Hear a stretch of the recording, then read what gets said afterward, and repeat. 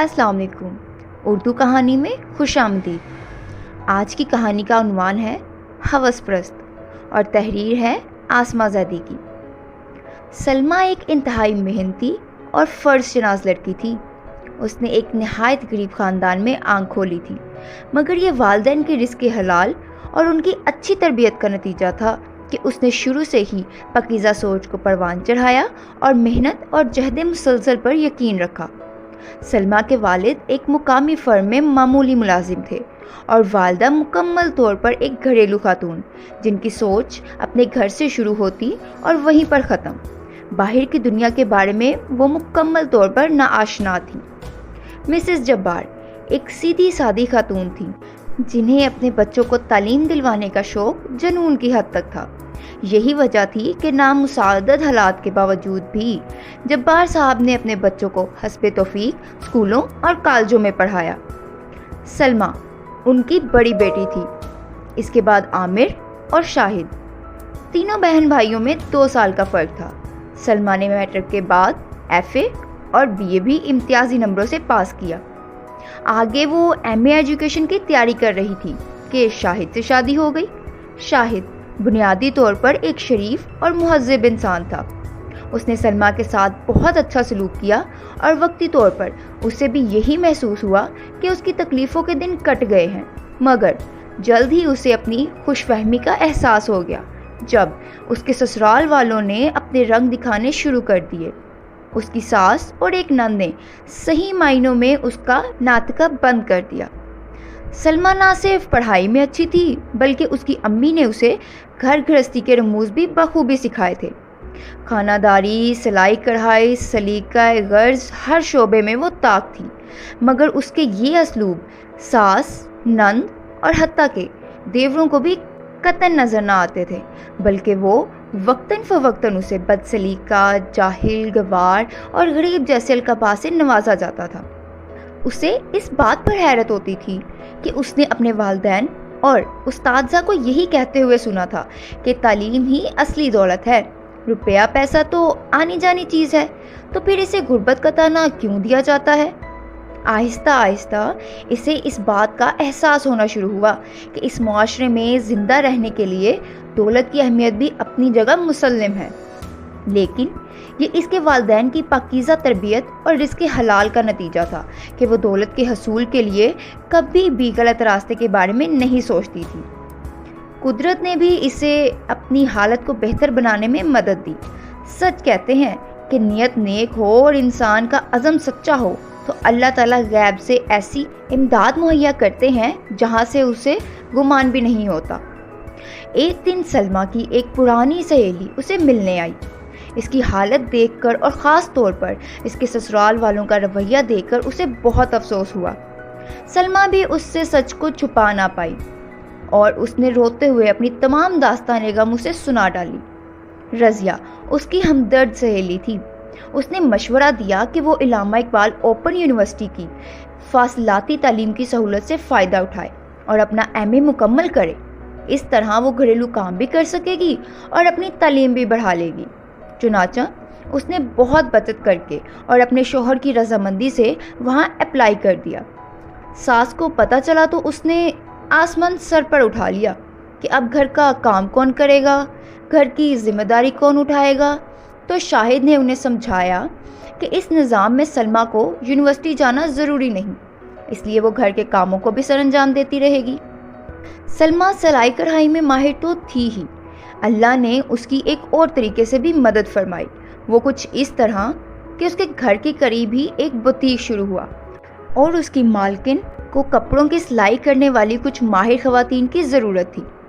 सलमा को पता चला तो उसने खातून से बात करके काम का ऑर्डर ले लिया।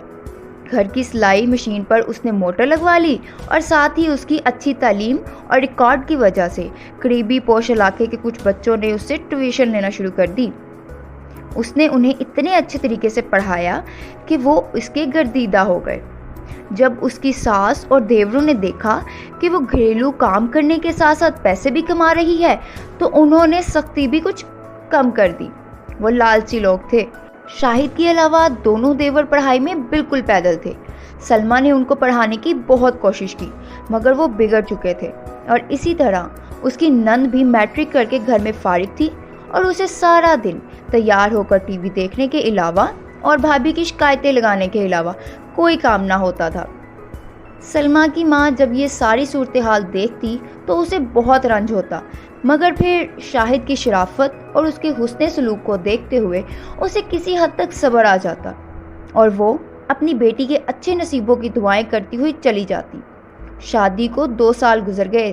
سلمیٰ کی گود ابھی تک خالی تھی اور اس کی ساس کے چلائے ہوئے نشتروں میں اس کے بانجھ ہونے کے تانوں کا اضافہ بھی ہو چکا تھا۔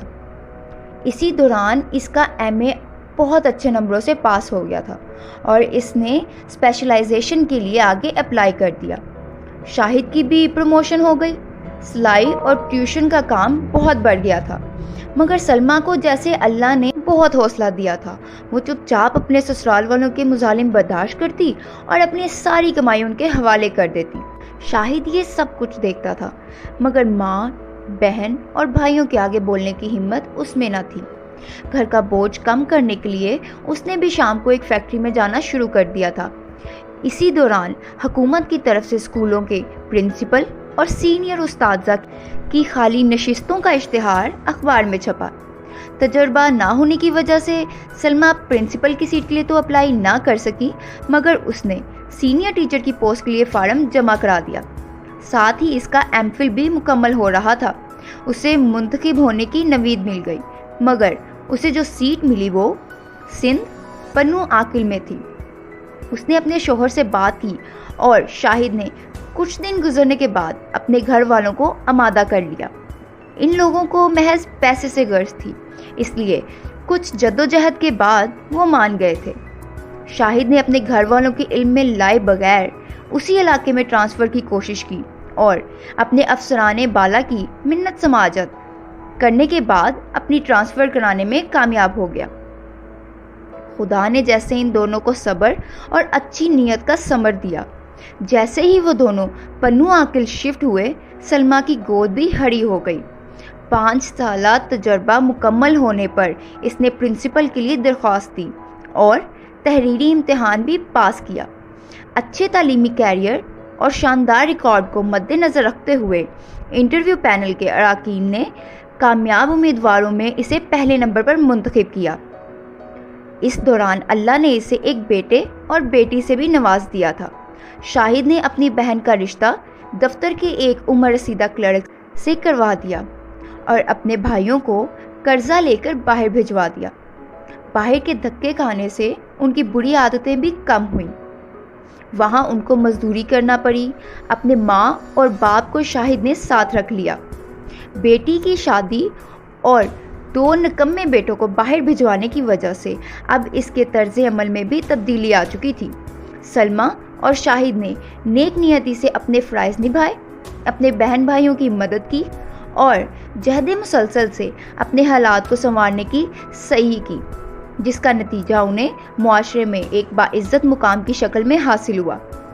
ہمیں بھی چاہیے کہ اگر زندگی میں کوئی راستہ دشوار گزار ہو تو مایوسی کے اندھیروں میں بھٹکنے کی بجائے اپنے رب سے لگاؤ لگائیں اور مستقل مزاجی سے محنت کریں۔ اللہ تعالیٰ محنت اور اچھی نیت اور خلوص کا صلہ کبھی بھی رائیگاں نہیں جانے دیتا۔ ایسی ہی مزید کہانیاں سننے کے لیے ہمارا چینل اردو کہانی سبسکرائب کرنا نہ بھولیں۔ شکریہ۔